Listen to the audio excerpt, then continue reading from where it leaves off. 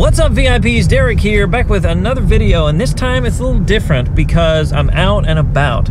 I don't do a lot of vlog style videos because, well, I don't like holding up the camera like this because it weighs 500 pounds, but I thought I'd take you along today because we are going shopping, and I've got a special guest here with me today. It's the first time she's ever been on a video. It is my wife, April. Say hello, dear. Hello. So we are out and we're gonna go shopping for Christmas presents, for myself, for her, for other people, and just going to talk about shopping as a VIP and maybe a little bit for the VIP as well. So hopefully this video turns out well. Like I said, don't do a lot of these, but if you like it, you know, give me a thumbs up and let me know in the comments what you think about it. Just trying to share a little bit more life with you guys. So we're going shopping. Join us. Let's do it.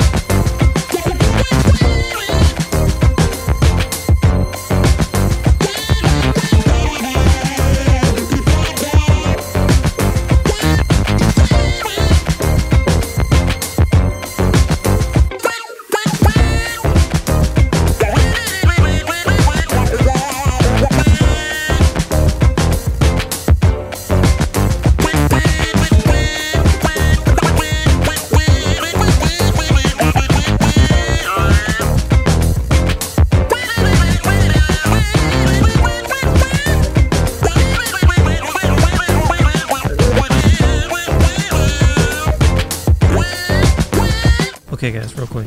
Does anybody ever stand like this?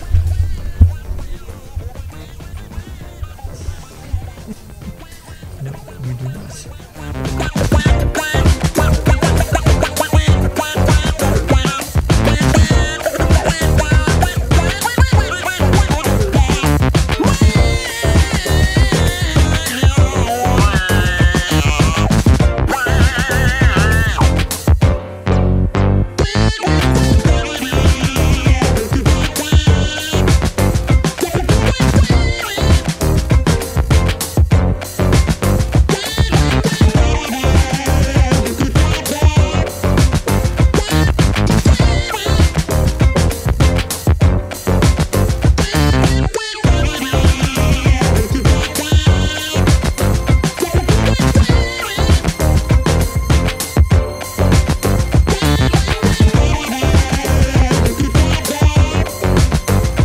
We're stopping for a Starbucks because that's what you do when you're out shopping. It is snowing outside. I don't know if you can see through this wicked window, but it is snowing for sure. It's not really sticking at this point, but it is snowing. Sticking to those trees, which makes it kind of pretty. Oh, the tree's pretty. Well, great. For those of you who can't see well, there's a pretty tree. For you. Hi, can I get a tall mocha and then a tall, skinny peppermint mocha, please? Oh, you said a tall, skinny peppermint mocha? Yes. Alright, anything else for you? Nope, that's it. Oh, right. You got the tall mocha as well? Yes. Okay. Yep, that's it. Alright, $8.94. Thank you. Nice. I'm gonna make sure they didn't miss yours. We have been shopping, and when we get home, we're going to sit down and talk about all the tips or whatever. But, you know, we went to a couple places, had lunch, and it's been a good day. Shopping can be tiring. I don't know how you guys feel, but just shopping in general is like, you know, like so tiring. So Starbucks hopefully lift us up a little bit. Again, this is my first time doing a vlog type video, so if you like it, let me know, and maybe I'll do some more of these, even though I feel weird recording myself in public. Have you ever done anything like that? Record yourself in public? It feels weird. People are like, even though you can't see people staring at you, it's kind of like when you use your white cane, you know people are staring at you and it bothers you, even though you cannot see those people staring at you. Like, it's like, what? I've had many people tell me that. What does it matter? You can't see them. I'm like, that's not the point. I know they're staring at me, and that's weird. So a nice day. Thank you. Ooh. All right, let's try this mocha. Yeah, I splashed it. Oh, let's see here. This better been worth the wait. Let me find the hole. Secret to Starbucks: find the hole with your finger before you put it up to your mouth and put your mouth all around the lid trying to find the hole. Like I've done that before, where you're like, look, makes you look goofy. Let's try it. There you go. Delicious. Very good. Let's try it again. Just as good the second time. All right. Well, that was the longest Starbucks thing ever, but at least we got it. How's yours? Good. All right. And that is really all that matters.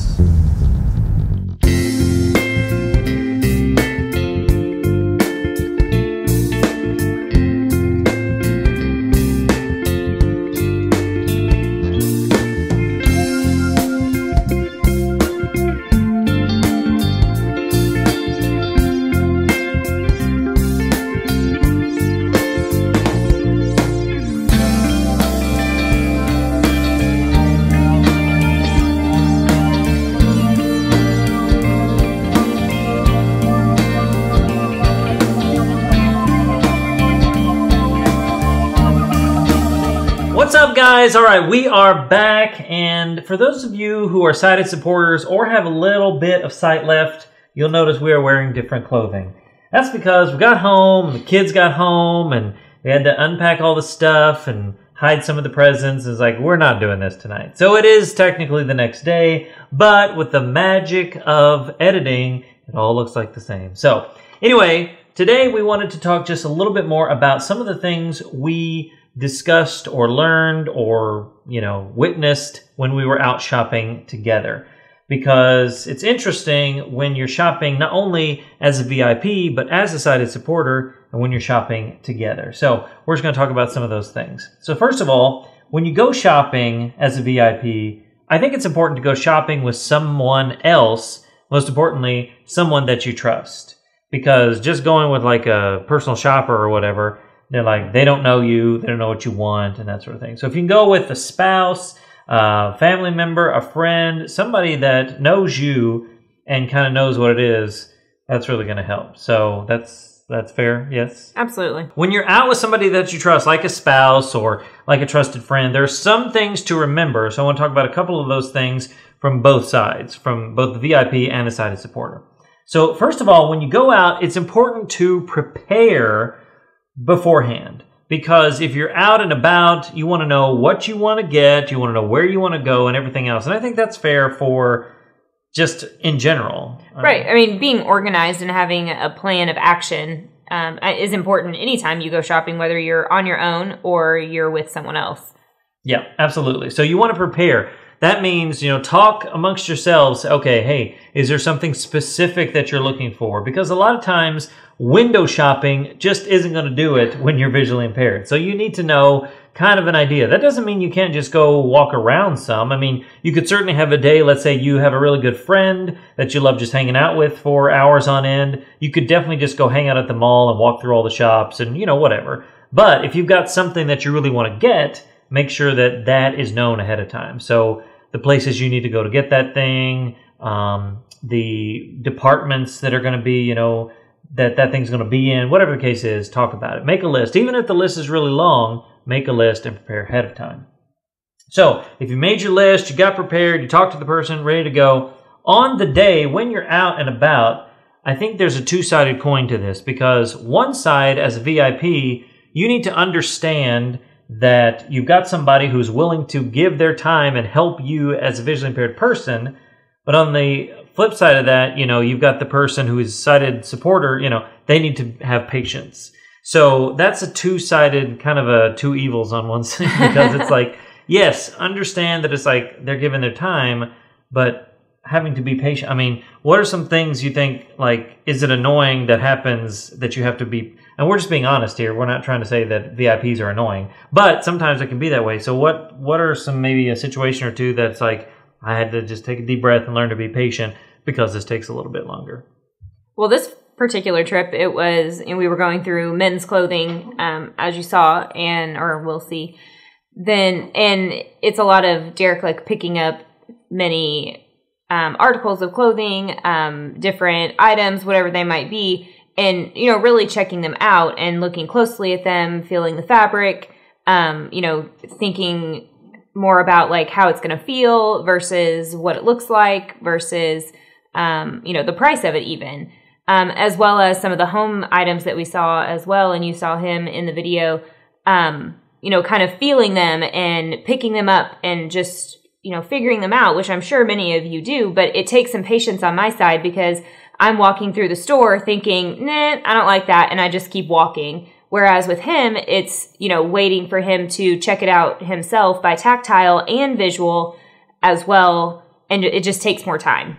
Yeah, absolutely. And so on the flip side of that, you know, you can't just scan the aisle like a sighted person can. Right. So you've got to go and touch things. That being said, you can't touch everything in the store. Like that's not feasible. It's not possible. So that's why, again, you want to prepare and know what kind of things you're looking for. Even if it's a category like, okay, we want to look at kitchen gadgets. Yesterday we were looking at, you know, different appliances and utensils and different things, and we're into that right now. So it's like I want to get my hands on as many things as possible.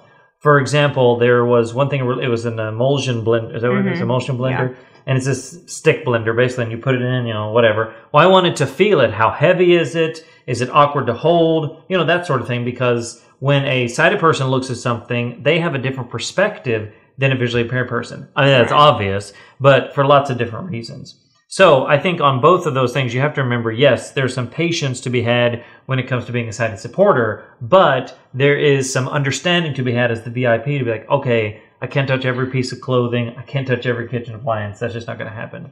Well, so, you know. in going into a store, you know, if you have a list and you're looking for something specific, as a sighted supporter, I can go in and I can say, oh, yes, they have it. No, they don't. Whereas a VIP, you're going in and you're having to take more time. You're having to take more effort to see if that item is even available, you know, in a general merchandise type of store or grocery store even. Yeah, absolutely. And the other thing too is like when you're going through those items, then you have to remember that there are tons and tons of options in the store. Yesterday we were at Kohl's and they have a lot of kitchen appliances. And when I say appliances, I mean like, you know, tabletop kind of things. I don't mean like stoves. I didn't see a stove in Kohl's. But, you know, they have lots of little things like that. They have tons of clothing, tons of like little shoes, or just lots of stuff. And so sometimes you have to come up with a game plan on your options. Like, I know sometimes she says, oh, I feel bad because I'm not giving you all the options. But then when I give you all the options, it's overwhelming and I can't make a decision. So that may just be me. Like, I'm like, there's too many. So maybe come up with a plan on how you're going to deal with that. For us, sometimes, and this happens at restaurants too with menus, we give sort of the category. Okay, like yesterday, what do you say about like looking at men's clothing? How'd you break that down? We talked about there were like shirts, sweaters, dress shirts, and then there were pants. Do you want to look at jeans or dress pants or khakis or sweatpants? You know, kind of giving the categories. And then once he picked a category, then we went to that area and looked for those specific items. Yeah, so you pick that kind of like in a menu at a restaurant. You've got like, you know, chicken and fish or whatever the categories are. English. And then below it, you have different meals. So you might read the meals and then just keep breaking it down into smaller categories. Because then you might list a meal and then you list the ingredients or whatever. Right. So in that situation, like you said, jeans, okay, what kind of jeans? Just keep breaking it down. You want to start at those high-level categories because that'll save you some time. No need to spend time looking at dress shirts if you don't want a dress shirt. Right. You know, so break it down into those categories.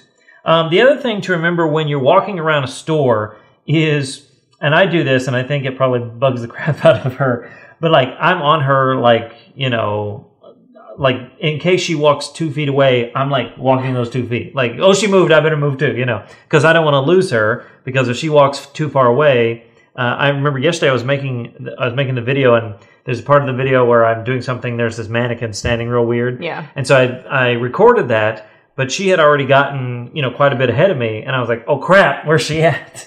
And of course she's like, you know, I'm over here or whatever. But just be aware that you want to stay close to that person, but at the same time you don't want to like invade their, you know, space or whatever. But also on the sighted supporter side, you want to remember that that person doesn't want to get too far away from you. Right. You know, so it's okay. I mean, have you noticed that? Yes, I have noticed that. I tend to walk in the same aisle or the same direction that he's facing, so that as I walk, he can just continue to walk, and eventually he'll either catch up with me or I'll stop and wait for him.